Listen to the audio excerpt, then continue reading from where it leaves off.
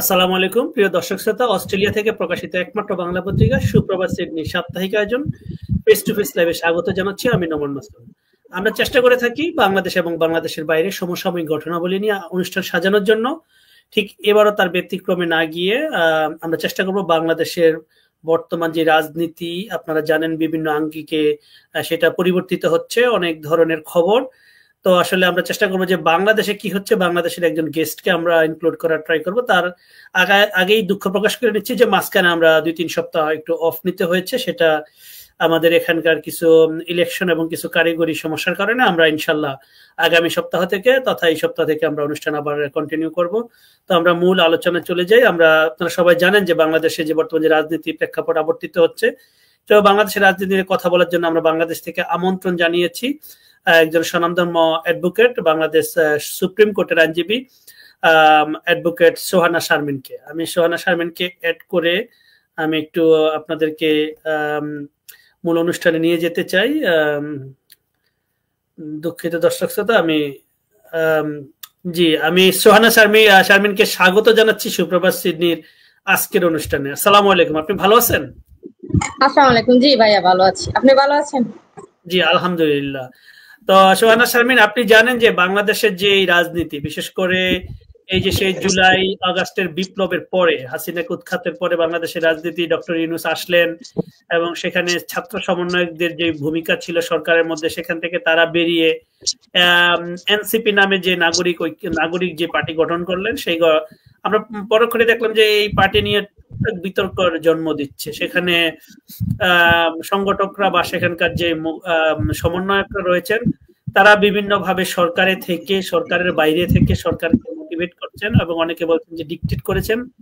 এবং তারই একটা আমরা ভূমিকা দেখলাম যে স্থানীয় সরকার পল্লী উন্নয়ন সমবায় মন্ত্রণালয়ের অধীনে মেয়র ইশরাক, সাদেক হোসেন খোকার পুত্র, ঢাকা দক্ষিণের মেয়র ইশরাকের যে লিভ টু আপিলের এগেনস্টে সরকার আবার সেখানে হাইকোর্টের রায় বলবৎ রাখার পরে সরকার আবার সেখানে আপিল করলেন। অনেকেই বলছেন সেখানে এনসিপি সরকার এবং বিএনপির মধ্যে এক ধরনের শক্তি পরীক্ষা, যেটা আমরা যদি সেই অর্থে বলি সেটা রাজনীতির কথা। কিন্তু আসলেই আইনি ব্যাখ্যা, যেহেতু আপনি একজন প্র্যাকটিস লয়ার, আপনি কিভাবে দেখছেন যে আসলে আইনের বাধ্যবাধকতা বা সেখানে ফাঁকফোকর বা আইন কতটা সেখানে কি বলে, আপনার ভাষায় একটু ব্যাখ্যা করবেন জনাব সোহানা শারমিন।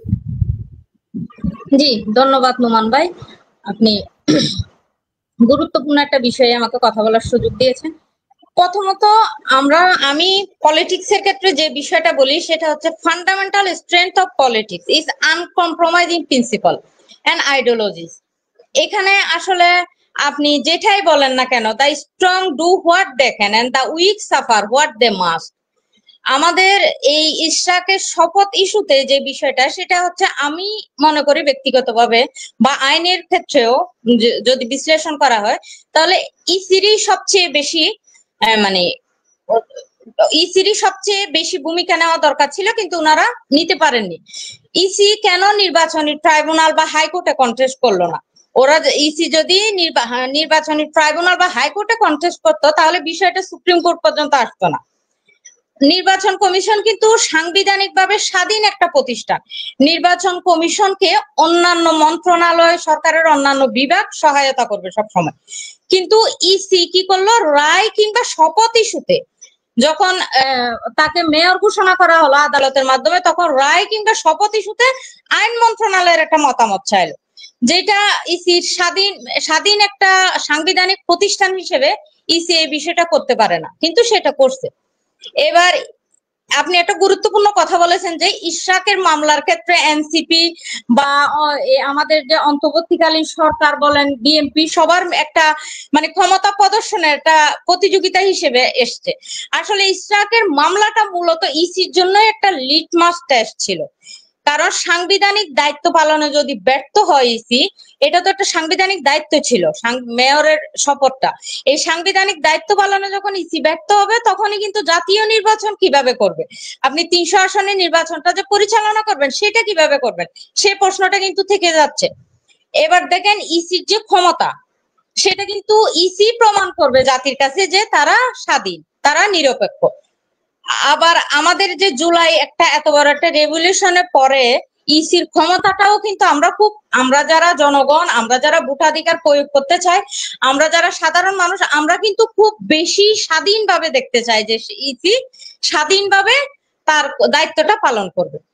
আর ইশরাকের শপথ ইস্যুতে রিট খারিজের আদেশের বিরুদ্ধে রিটকারী লিপ্ট আপিলের অনুমতি পায়নি। তার অর্থ শপথ পড়ানো গেজেটটা কি বহাল থাকলো, হাইকোর্ট যে রায়টা সেটা বহাল থাকলো। কিন্তু প্রশ্ন হচ্ছে গেজেট অনুযায়ী যে শপথ পড়ানোর সময়সীমা সেটা তো শেষ। এখন এই ক্ষেত্রে প্রশ্ন হচ্ছে নির্বাচনী ট্রাইব্যুনালের রায়ের পরে 10 দিনে যে বাধ্যবাধকতা থাকা ইসি যে গেজেটটা প্রকাশ করলো, স্বাধীন সংস্থা হিসেবে সিদ্ধান্ত নিলে আপিল করবে না। কিন্তু স্থানীয় সরকার বিভাগ ইসির গেজেট অনুযায়ী যে শপথ করানোর ব্যবস্থা করলো না, এ দায়টা কে নিবে? এ দায়টা কি ইসি নিবে না স্থানীয় সরকার বিভাগ নিবে? এটাও কিন্তু একটা প্রশ্ন মানে এখনো আনসলভ থেকে গেল। দেখুন, আমাদের বিগত ফ্যাসিস্ট আমলে সবসময় আমরা মিসক্যারেজ অফ জাস্টিসটা দেখে এসেছি। যেমন যুদ্ধাপরাধীদের বিচারের ক্ষেত্রে অনেক ক্ষেত্রে মিসক্যারেজ অফ জাস্টিস হয়েছে, যেটা এটিএম আজাহারের মামলায় আপিল বিভাগ বলেছে। আবার যেসব তথ্য প্রমাণ হাজির করা হয়েছিল আগের আপিল বিভাগ, সেগুলো সঠিকভাবে হয়তো পর্যালোচনা করতে ব্যর্থ হয়েছে, অথবা ফ্যাসিস্ট সরকারের চাপের মুখে তারা বিষয়গুলো এড়িয়ে গিয়ে বিভিন্ন সময় স্বেচ্ছাচারিতামূলক রায় প্রদান করেছে, যার কারণে একটা ম্যাসাকার পরিবেশ সব সময় ছিল।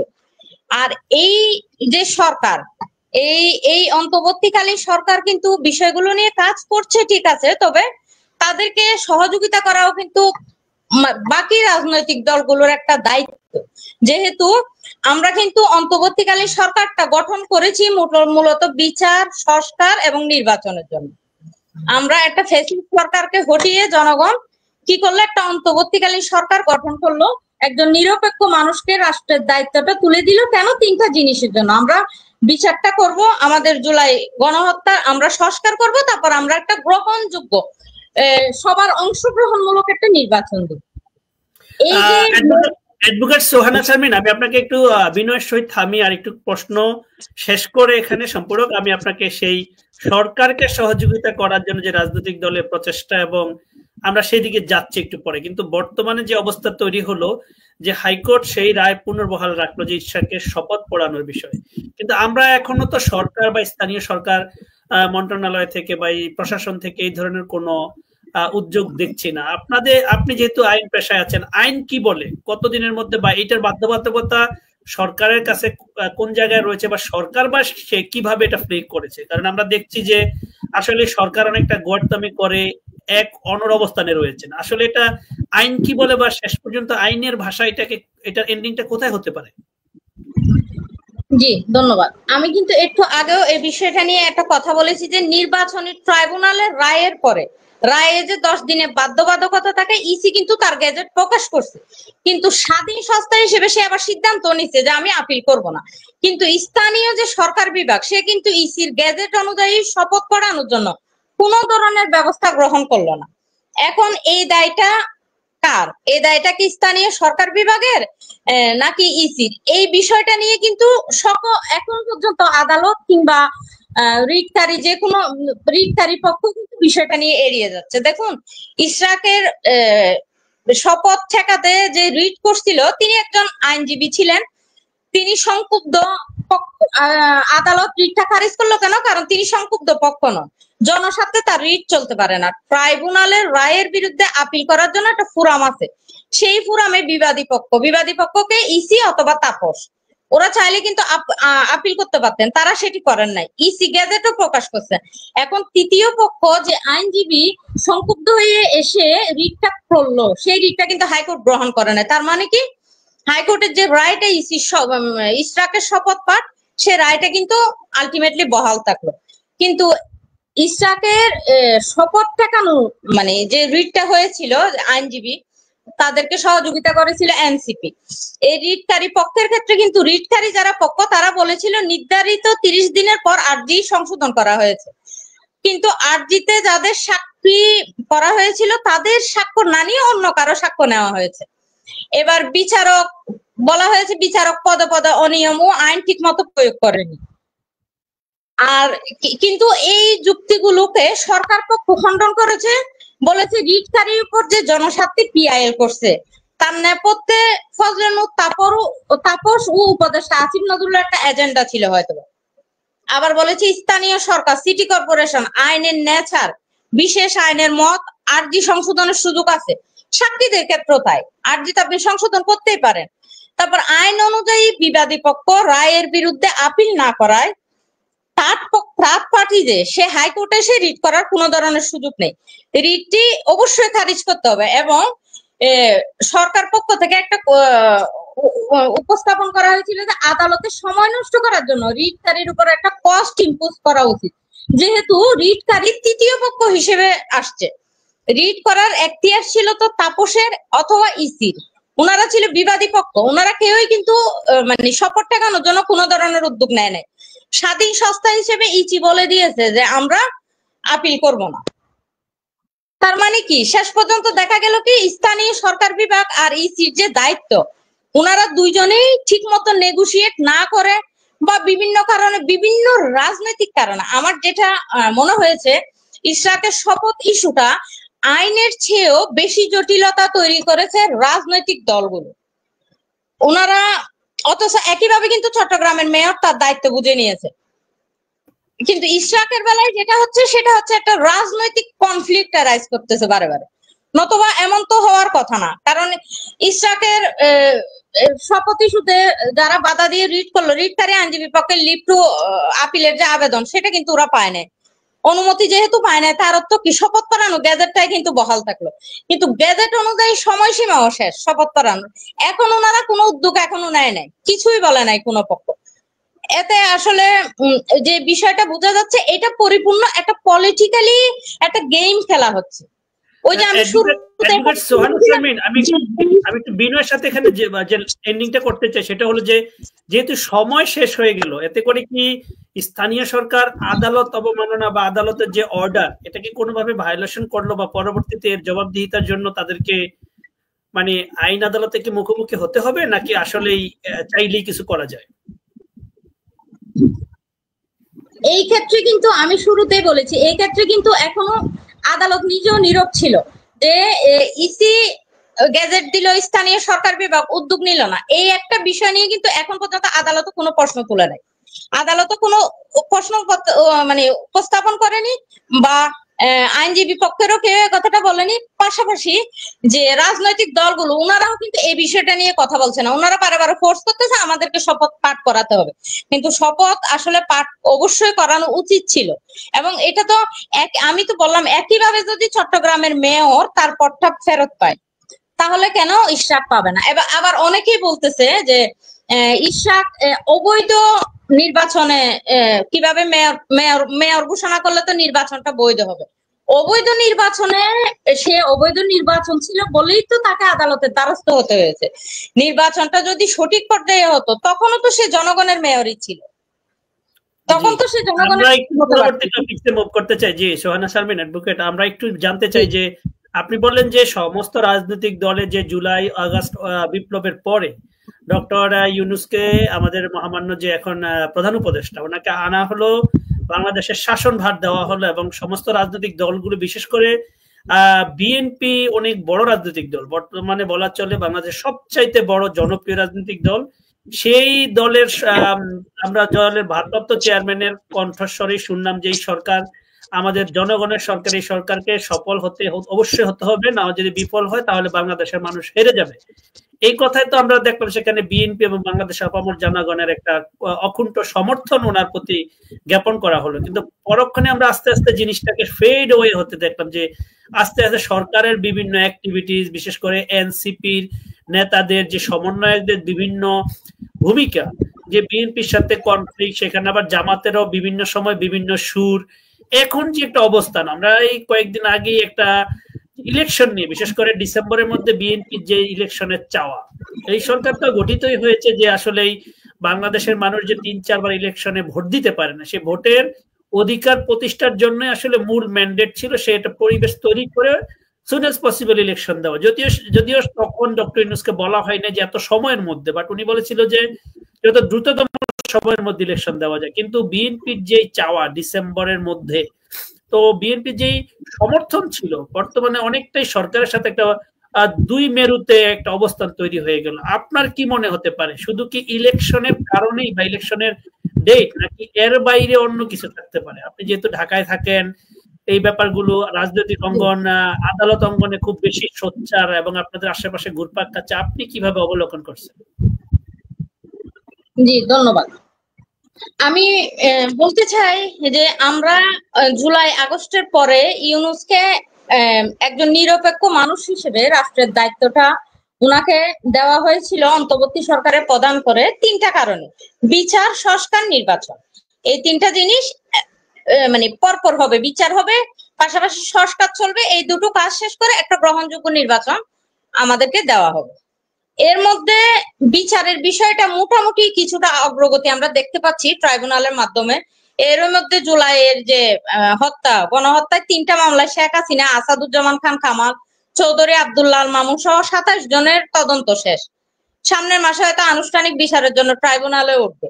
9.5 মাসে কিন্তু বাকি এই যে 9.5 মাস, এই 9.5 মাসে বিচারের এইটুকু অগ্রগতি। পাশাপাশি সংস্কারের ক্ষেত্রে কিন্তু আমি বা আপনি, আমরা যারা দৃশ্যমান কোনো অগ্রগতি এখনো দেখতে পাচ্ছি না। আর নির্বাচন নিয়ে একটা দুআশা বারে বারে রেখে দেওয়া হচ্ছে। একটা যদিও বলেছে যে জুনের মধ্যেই নির্বাচনটা দিবে, কিন্তু জুনের মধ্যে দিবে এই যে এটার একটা ম্যান্ডেট যে আমি এই কাজগুলো করে একটা জুলাইয়ের ভেতরে আমি একটা গ্রহণযোগ্য নির্বাচন দিয়ে আমি সরে যাব। কিন্তু সরকার, যেমন গতদিন একটা সাক্ষাৎকারে সরকার বলেছে এনসিপি ছাত্ররা একটা দল তৈরি করেছে, তাদের দলটাকে একটু গুছানো বা একটু কাজ করার সুযোগ দিতে হবে, না দিলে একটা দলই শুধু নির্বাচন চাচ্ছে। দেখুন, বিএনপি এই মুহূর্তে, বিএনপি আওয়ামী লীগ দুটোই ছিল আমাদের বাংলাদেশে বৃহত্তম রাজনৈতিক দল। ওনারা ঐতিহ্যগত দিক দিয়ে বা আমাদের রাজনৈতিক প্রেক্ষাপটে এই দুইটা দলই গুরুত্বপূর্ণ।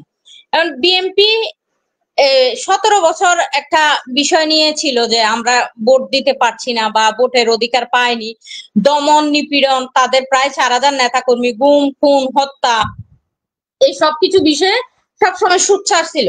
সুতরাং বিএনপি এখন চাইবে যে অন্তর্বর্তীকালীন সরকার একটা সুনির্দিষ্ট সময়ের পরে অবশ্যই নির্বাচন দিক। এখন সরকার নির্বাচন বিষয়ে বারে বারে ইচ্ছাকৃত হয়তো বা একটা দুআশা তৈরি করে রাখতেছে, যেটা রাজনৈতিক সংকটের সবচেয়ে বড় কারণ। আমরা বাংলাদেশ একটা গণতান্ত্রিক রাষ্ট্র। আপনি এই রাষ্ট্রে মানে অবশ্যই একজন নির্বাচিত সরকারকে দিয়ে পরিচালনা করতে হবে। অন্তর্বর্তীকালীন সরকার যত বেশি দীর্ঘায়িত করবে, তাদের ক্ষমতাটা ধরে রাখার জন্য যত বেশি দীর্ঘ প্ল্যান করবে, তত বেশি রাজনৈতিক সংকট তৈরি হবে, তত বেশি স্বৈরাচারের বিচারের অনিশ্চয়তা তৈরি হবে। পাশাপাশি এই যে জুলাইয়ে যে পরিমাণ গণহত্যা হলো, এই গণহত্যার বিচারটা হবে না বা খুব ম্যাসাকার একটা অবস্থা তৈরি হবে। যেমন এবি পার্টির মুজিবুর রহমান মঞ্জু খালেদ মহিউদ্দিনের ঠিকানাতে একটা কথা বলেছে যে এনসিপি বিএনপির সঙ্গে কিছু আসনের জন্য নেগোশিয়েট করতেছে, সংখ্যাটা সম্ভবত 50 মতো হবে। এখন মঞ্জু বলেছে যেহেতু এনসিপি যদি এই কাঙ্ক্ষিত আসন পেয়ে যায়, তাহলে তাদের সেপ্টেম্বরেও নির্বাচনের কোনো আপত্তি থাকলো না। জামাতের ক্ষেত্রেও কিন্তু মঞ্জু সাহেব একই কথা বলছে যে এটা কোনো হাইপোথেটিক্যাল আলাপ না, কিন্তু ভাইয়া এটা নেগোসিয়েশন হচ্ছে। তার মানে কি, কোনো একটা পক্ষ হয়তোবা একটু পিছিয়ে যাচ্ছে, বারে বারে নেগোসিয়েশন চলছে, পিছিয়ে যাচ্ছে, নেগোসিয়েশন চলছে, পিছিয়ে যাচ্ছে। এখন আমার কথা হচ্ছে, যদি এনসিপি 50টা পদ পাই, তাহলে কিন্তু ওরা সেপ্টেম্বরে নির্বাচন দিয়ে দিতে বলবে। এখন প্রশ্ন হলো, তাহলে সরকারও কি এই প্রসেসে জড়িত? অন্তর্বর্তীকালীন সরকার মানে এনসিপি জামাতকে একটা সুনির্দিষ্ট স্পেস দেওয়ার জন্য কি সরকার ডিলে করতেছে? হতে পারে মেবি, যেটা বিএনপি এমনকি অন্য অনেক দলের সঙ্গে হয়তো বা মিলছে না। সরকার হয়তো বিভিন্ন প্রসেসে বিভিন্ন জনের সাথে নেগোশিয়েট করতে চাচ্ছে এনসিপি আর জামাতকে নিয়ে, যেটা হয়তো মিলছে না বলে নির্বাচনটা হয়তো দেরিতে হচ্ছে, যার জন্য হয়তো বা সরকারের একটা সময়ের প্রয়োজন। যতটুকু বোঝা যাচ্ছে প্রফেসর ইউনূসের কথা অনুযায়ী যে ছাত্ররা একটা দল গঠন করছে, তাদেরকে একটু সুযোগ দেওয়া উচিত। তার মানে কি, মঞ্জু যে কথাটা বলেছে এবি পার্টি মুজিবুর রহমান মঞ্জু সাহেব, সেই কথাটাই হয়তো সঠিক যে কিছু আসনের জন্য নেগোসিয়েশনটা চলতেছে। প্রফেসর ইউনূসের সাথে অ্যাডভোকেট সোহানা শারমিন, আমি একটু সরি আবার একটু বিনয়ের সহিত থামিয়ে দিতে চাই আপনাকে। আমি একটু জাস্ট আর কি প্রশ্ন রাখতে চাই। তাহলে আমাদের যেই চাওয়া যে সত্যিকার অর্থে একটি স্বাধীন নির্বাচন কমিশন গঠন করে একটি সুষ্ঠু ভোটার তালিকা তৈরি করে একটি ইনক্লুসিভ ইলেকশন যে ফরম্যাটে বলুন, ডেফিনেটলি সেটা আওয়ামী লীগকে ইনক্লুসিভ ধরে তা না, অবশ্যই ফ্যাসিস্টের বিচার হতে হবে। বিচার ব্যবস্থা একরকম, সংস্কার একরকম, ইলেকশন আরেক রকম। কারণ সংস্কারের তো শেষ নাই। সংস্কার বলা চলে যে আপনি ন্যূনতম সংস্কার করে ইলেকশন করতে পারেন, একটু আপনি বলেন যেটা বিভিন্ন ধরনের নেগোসিয়েশন। তাহলে এই রাজনীতি যে কথা বলা হচ্ছে যে সংস্কার, আসলে এগুলো কি শুধুই রাজনৈতিক স্ট্যান্ড যে আমাদের প্রধান উপদেষ্টা বা তার আশেপাশের উপদেষ্টা মন্ডলী যেগুলো বলেন, এবং বাংলাদেশের এক ধরনের সুশীল যারা অলওয়েজ কিং মেকারের ভূমিকায় থাকেন। এখন আমি কিছু কিছু নাম যদিও শোতে নাই বললাম, আপনিও জানেন আমিও জানি, এদের হয়তো অনেকের স্ত্রী অনেকের ওয়াইফ সেখানে সরকার উপদেষ্টা মন্ডলীতে বসে এরা আবার এনসিপি কে ইগনাইট করতেছে বিএনপির বিরুদ্ধে, আবার প্রফেসর ইউনূসকে দিয়ে বিএনপির বিরুদ্ধে বিষেধাগার করতেছেন, যেটা আসলে আমাদের যেটা ঐক্য তৈরি হয়েছিল জুলাই আগস্টে, সে ঐক্যটা অনেকটা বিনষ্টের পথে। আমরা যেই উপলব্ধি করতে পেরেছিলাম যে ফ্যাসিস্ট বাংলাদেশকে অনেক পিছিয়ে দিয়েছে, ভারত আমাদের জাতীয় শত্রু, আমরা কি আসলে সেদিকে অনেকটাই মানে দূরে সরে যাচ্ছি, নাকি এখনো সময় আছে যেগুলো ভেদাভেদ ভুলে আমরা একটি জায়গায় এসে আবার পৌঁছাতে পারি? কি মনে করেন আপনি? জি ধন্যবাদ ভাইয়া। বাংলাদেশের রাজনীতি এই মুহূর্তে এমন একটা জায়গায় এসে পৌঁছেছে যেখানে আমরা আসলে কাউকে ভরসা করতে পারছি না। ডক্টর ইউনূস, আর্মি চিফ বা বিএনপি প্রধান দল হিসেবে কাউকে ভরসা করতে পারছি না। কেন? কেউ আসলে ক্লিয়ারলি কিছু বলছে না। যেমন কিছুদিন আগে বন্দর নিয়ে খুব বড় কোনো মন্তব্য নাই। সারা পৃথিবীতে বন্দর ম্যানেজমেন্টের জন্য আন্তর্জাতিক প্রতিষ্ঠান আছে, বাংলাদেশেও থাকবে, এটাই স্বাভাবিক। আর তাছাড়া বাংলাদেশে তো এমন কোনো মধু নাই যে পৃথিবীর সারা প্রতিষ্ঠানগুলো বাংলাদেশ দখল করার জন্য বসে আছে, তেমন কিছু না। আমরা তো কর্মক্ষেত্রে অনেক বেশি পিছিয়ে আছি, আমাদের তো ডেভেলপমেন্টটা অনেক কম। গ্রাজুয়েশন কমপ্লিট করা আর নিজেকে দক্ষ তৈরি করা এই বিষয়টা থেকে তো আমরা অনেক পিছিয়ে আছি। আবার দেখেন মানবিক করিডোর প্রশ্নে ডক্টর ইউনূস সরকারের মুভমেন্টটা কিন্তু আমার কাছে বা রাজনৈতিক অনেক বিশ্লেষকের কাছে বরাবরই সন্দেহজনক। খলিলুর রহমানের নিয়োগ নিয়ে অনেক বেশি কথা হচ্ছিল। এখন করিডোর দেওয়া উচিত কি উচিত না সেটা ভিন্ন প্রশ্ন, বাট আলোচনাটা অবশ্যই সাধারণ মানুষের সামনে ক্লিয়ার করা উচিত। কিন্তু নতুবা এই যে গুজবগুলো তৈরি হচ্ছে, যেমন আপনি একটা কথা বললেন যে আমি কি ধরবো যে এটা ওনাদের একটা চালাকি বা এই টাইপের কিছু, এটা কিন্তু সবার ক্ষেত্রে একটা মানে সবাই এই টাইপের বিষয়গুলো নিয়ে দুয়াশায় আছে যে কেন হচ্ছে। এবার আর্মি চিফ কিন্তু কোনোভাবেই নির্বাচন নিয়ে কথা বলতে পারে না, কারণ উনি যে বললেন ডিসেম্বরে ইলেকশন, উনি কি এখানে থামবে নাকি নির্বাচন কোন দল অংশগ্রহণ করবে সেটাও ঠিক করে দিবেন। প্রশ্ন করতে হবে, কারণ আর্মিদের কাজ কিন্তু রাজনীতি নিয়ে মন্তব্য করা না। যদিও বিএনপি খুশি হয়ে আর্মি চিফকে নিয়ে উচ্ছ্বাস প্রকাশ করতেছে, বাট এই যে কাজ, এটা যদি ইউনূস সরকার মানে এই যে কাজ যাবে আর্মি চিফের নির্বাচন চাওয়া, বিএনপি আর্মি চিফকে খুশি হয়ে উচ্ছ্বাস প্রকাশ করা, এই কাজ যাবে যদি ইউনূস পদত্যাগ করে চলে যায়, তাহলে কিন্তু আওয়ামী লীগকে ইলেকশন আনতে হবে। এই প্রশাসনের মাধ্যমে যদি আপনি 2014, 18 বা 24-এর মতো আরেকটা ইলেকশন করে আওয়ামী লীগকে ইলেকশন করেন, তাহলে কিন্তু আওয়ামী লীগকে ব্যাক করে আনা হবে। ফলাফল কি হবে? জুলাই গণহত্যার বিচারটা অধরায় থেকে যাবে। আবার আমরা সেই যেই কারণে মানে স্বৈরাচারকে হটিয়ে আমরা একটা সংস্কার চেয়ে নির্বাচন চাইলাম, কোনোটাই হবে না। আপনি কষ্ট করে কল্পনা অবশ্যই করতে পারেন, বাট আর্মি সমর্থিত যে সরকার সে কি করলো, 2009-তে কেমন ইলেকশন করছিল আমরা কিন্তু সবাই জানি। আর এনসিপির ক্ষেত্রে যেটা হচ্ছে, এনসিপি এখনো ঢাকার বাইরে যাচ্ছে না, ওদের পক্ষে বের হওয়া সম্ভব হচ্ছে না। নাহিদ ইসলাম এখন পর্যন্ত কোনো জেলাতেও যায় নাই। মানে এনসিপি কি করতেছে, আমার যেটা মনে হচ্ছে, হয় এরা মানে অনভিজ্ঞতার কারণে রাজনীতিটা বুঝতেছে না, অথবা ওরা রাজনীতি করতে চায় না। রাজনীতি করতে না চেয়ে ওরা কি করতেছে, কোনো এজেন্সি বা এম্বাসির সাথে নেগোশিয়েট করে কোনো একটা দলের সাথে যেতে চাচ্ছে। কিন্তু আপনি অতীত ইতিহাস দেখলে দেখবেন কি, রাজনীতির মূলধন কিন্তু জনগণ ভাইয়া। এই মূলধন না রেখে যদি এজেন্সি বা এম্বাসির সাথে আপনি একটা মানে নেগোশিয়েট করেন, তাহলে কিন্তু সময় হওয়ার সাথে সাথে এই এনসিপি নেতারা কিন্তু পিছে মরবে।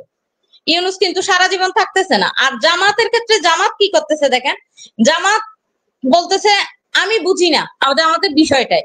যেমন একবার বলে এখন নির্বাচনের পরিবেশ নাই, আরেকবার বলে নির্বাচন চায়। যখন বলে নির্বাচন চাই তখন মনে হয় একটা নেগোসিয়েশনে যাচ্ছে বা একটা নেগোসিয়েশন ফলাফল আসতেছে। আবার যখন বলে নির্বাচনের পরিবেশ নাই তখন আমার মনে হচ্ছে হয়তো ওদের সিট একটু কমে যাচ্ছে, নেগোসিয়েশনটা ঠিকঠাক করতে পারছে না। কেউই কিন্তু ক্লিয়ার কোনো বার্তা সাধারণ জনগণের জন্য দিচ্ছে না। আর এই মুহূর্তে সবচেয়ে বেশি ঝামেলায় আছে কারা?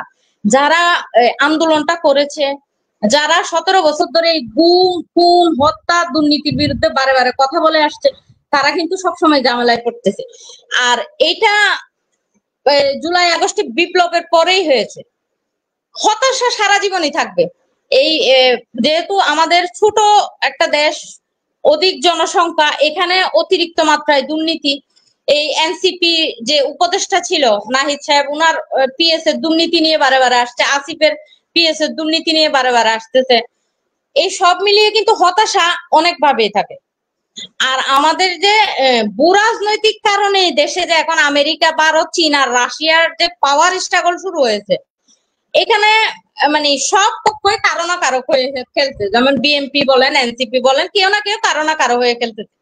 এইসব খেলা ঠিকঠাক ভাবে যদি আপনি ডিল করতে পারেন তাহলে কিন্তু দেশের জন্য কল্যাণ অবশ্যই আসবে। কিন্তু ভুলভাল যদি আপনি খেলতে যান তাহলে কি হবে? পরাশক্তিরা কিন্তু দেশকে আবার চিবিয়ে খাবে। সেই ভারত কিন্তু আবারও আমাদের উপর রাজত্ব করবে। কাজেই মানে লড়াইটা যে এখনো শেষ হয়েছে এমন না, যে জুলাই গণ অভ্যুত্থানের মাধ্যমে আমরা স্বৈরাচার সরকারকে হটিয়ে দিয়েছি মানে লড়াইটা শেষ, বিষয়টা তা না। লড়াই কিন্তু শুরু মাত্র। এই জন্য রাজনৈতিক দলগুলোকে খুব সতর্ক থাকতে হবে, দেশের ব্যাপারে প্রোডাক্টিভ থাকতে হবে, যাতে গোলা পানিতে স্থির হয়ে গেলে কিন্তু মানে স্থির থেকেই শত্রু মিত্র নির্ধারণ করতে হবে। গোলা পানিতে কিন্তু বেশি নড়াচড়া করে বা পানিটাকে আরো একটু গোলা করে কিন্তু আপনি শত্রু মিত্র নির্ধারণ করতে পারবেন না। গোলা পানিতে স্থির শত্রু মিত্র নির্ধারণ করতে হবে। সব পক্ষ যখন আমেরিকা, ভারত, চীন, রাশিয়ার হয়ে খেলতে নামবে তখন তো আমার মতে সুনির্দিষ্ট কিছু মানুষকে অবশ্যই বাংলাদেশের হয়ে খেলতে নামতে হবে। কারণ সবাই ভিন্ন দেশ নিয়ে যদি খেলতে নামে, সুবিধা নিতে চায়, তাহলে দেশটাকে কে ওন করবে? সবার আগে তো বাংলাদেশ, সবার আগে তো আমাদের। আমরাও চাই সবার আগে বাংলাদেশ এবং বাংলাদেশের স্বার্থ, বাংলাদেশের অধিকার, বাংলাদেশের সার্বভৌমত্ব প্রতিষ্ঠিত হোক। এবং যে চেতনায় জুলাই আগস্ট বিপ্লব হয়েছিল, ফ্যাসিস্টকে হটিয়ে বাংলাদেশের সমস্ত মানুষ যে আশাকাঙ্ক্ষায় ডক্টর ইউনূসকে ক্ষমতায় বসিয়েছিলেন, আসলেই সুন্দর একটি নির্বাচন হোক। একটা সেই নির্বাচনের মাধ্যমে বাংলাদেশের মানুষ সত্যিকার ভোটাধিকার প্রয়োগ করে তাদের পছন্দের শাসককে ক্ষমতায় বসাবে, এটাই আমরা আশা করি। আপনাকে অনেক অনেক ধন্যবাদ যে সুদূর বাংলাদেশ থেকে আপনি অনেক ব্যস্ততম সময়ের মধ্য থেকেও সুপ্রভাত সিডনিকে সময় দিয়েছেন। দর্শক শ্রোতাদের উদ্দেশ্যে অনেক গুরুত্বপূর্ণ বিষয়ে মতামত রেখেছেন। আপনার সুস্বাস্থ্য এবং আপনার সুন্দর সময় কামনা করে আপনার কাছ থেকে বিদায় নিচ্ছি। অ্যাডভোকেট সোহানা শারমিন। জি ধন্যবাদ। দেশকে ভালোবাসতে হবে, সবার আগে বাংলাদেশ। আমিও এটাই জি ধন্যবাদ। জি ধন্যবাদ আপনাকে। আমরা দর্শক শ্রোতাদের উদ্দেশ্যে বলতে চাই, আমাদের এই ছিল আজকের আয়োজন। দর্শক শ্রোতা, আমরা আবারও উপস্থিত হব আগামী শনিবার একই সময়, সিডনি সময় রাত 9টা এবং বাংলাদেশ সময় বিকাল 4টা। আপনারা সেই পর্যন্ত ভালো থাকবেন। আমাদের অনুষ্ঠান সম্পর্কিত কোনো মতামত রাখতে চাইলে আপনারা আমাদের ইমেল করতে পারেন suprabhat.ceo@gmail.com। সুপ্রভাত সিডনির ফেসবুক পেজে আপনারা আমাদেরকে ফলো করতে পারেন, যে কোনো মতামতের জন্য ইনবক্স করতে পারেন। সেই পর্যন্ত আপনারা ভালো থাকবেন, সুস্থ থাকবেন। আপনাদের সুস্বাস্থ্য কামনায় বিদায় নিচ্ছি। আসসালামু আলাইকুম।